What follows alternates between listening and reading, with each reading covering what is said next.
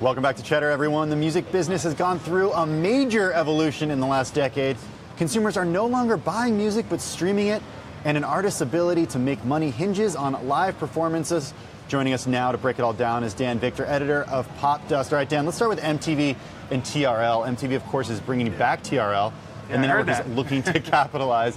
How are they going to do that? I mean, how are they going to do that in this day and age when, you know, the people who they want to reach don't even really know who Carson Daly is? I can't say I'm one of those people. I remember Carson Daly. I know the name. I mean, it's a little bit after my time, but you know, TRL was like such a huge thing. Like when I was growing up, things like Headbangers Ball or 120 Minutes or MTV Raps, these were programs that a dedicated fan could see about whatever particular genre they liked. They could see it on TV. It would be live a lot of times.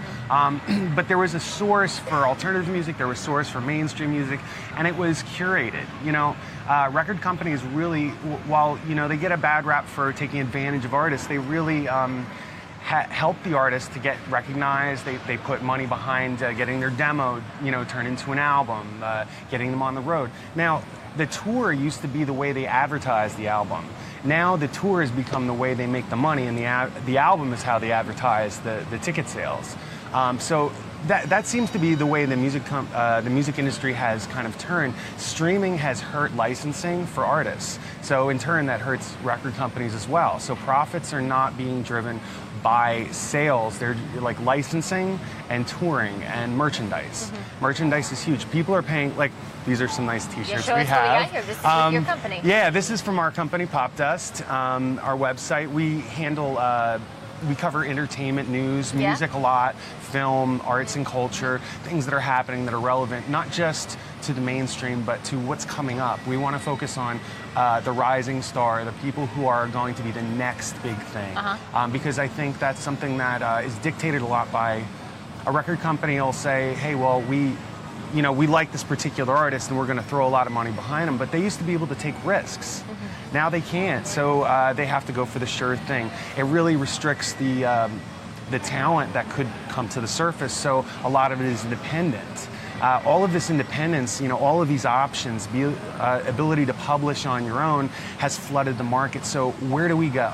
Going back to TRL a bit, how do you think the format's going to change? Obviously, for this day and age, it seems like there is more focus on the live performance, and you would get live performances from time to time on TRL. I mean, that's even back in the day in the '90s, right? That was sort of like the cool thing to tune in for the live performance. I would watch it all the time. I mean, that was like I would come home from school and that was what I would watch. Really? Oh, okay. Wow. Wow. It was an institution for that day and age, and I think Twitter is a huge thing for connecting to live events. I think that's something that was always good. Like you look at, any of the game shows, Twitter has been the way that people communicate and promote. Social media is going to play a huge part. Sorry. Yeah, no, that's fine. I was just thinking, last week we had Michael Wolff come on the show. He's CEO of Activate, and it's a consulting firm, and he was the president of MTV for a few years back in the mid-2000s. And his thesis is that MTV needs to go back to its roots. Yes. And it needs to go back to music videos, and that's what it really needs to do. How does it do that and compete in a day and age when music videos are on Vivo, YouTube, and increasingly, of course, bands' websites, and at the same time, you have young people not even subscribing to the type of cable package that would give them Viacom and MTV. Yeah, it's going to be structured differently. You look at something like, I don't know, now YouTube has YouTube Red, you have Live, Facebook Live, you have Twitter Live, you have Instagram Live. These are all formats that are going towards the experience, an experiential thing that isn't completely produced, but it's also curated. TRL is going to be the kind of thing where you're going to interact. The audience is going to comment. They're going to share it with their friends. Just like this show, you can share the live link. You can tell your friends about it. You can put it anywhere in any social media, and that's really the advantage. An organic following is really where we have to go. Content has to be content driven. What do you think TRL, the reemergence of TRL on MTV means for an Apple Music, for example? And also, what does it mean for the artists? Well, it means that the audience will get closer to the artist. There isn't going to be as much of a divide. the more emotionally close you feel to this type of thing. Music is emotional. Making a business out of something that is tough because it's the audience. So you got to play to the audience. You'll find out what people really like more with TRL. Shows like that. What are people streaming? They'll be able to interact on such a way that TRL never existed before. I love it. I love the idea. I think it's going to be very successful because live broadcasting is going to be the programming of the future. We're no longer have cable. We're going to have streaming groups, streaming channels. All right, Dan, let's talk music festivals. Yes. Because, not a weekend goes by here in New York City where there isn't a music festival somewhere. And a few years ago, it was really just like Coachella and Lollapalooza. Sure. Are we in a music festival bubble? How do you mean? It gets to a certain point where there are so many different music festivals vying for everyone's attention, vying for the bands to actually headline the shows. Right. You can only have so many because there are only so many people who enjoy shelling out this much money and traveling to these areas. So at a certain point, it just gets like there's too many.